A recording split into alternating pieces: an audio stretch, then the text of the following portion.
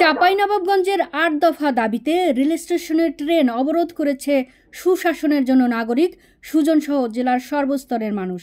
মঙ্গলবার ১৪ মে সকাল ১০টার দিকে তারা মল্লিকা কমিউটার এক্সপ্রেস ট্রেন অবরোধ করে এ কর্মসূচি পালন করে। ট্রেন অবরোধ ও মানববন্ধনে বক্তব্য রাখেন সুজনের জেলা সাধারণ সম্পাদক মনোয়ার হোসেন জুয়েল।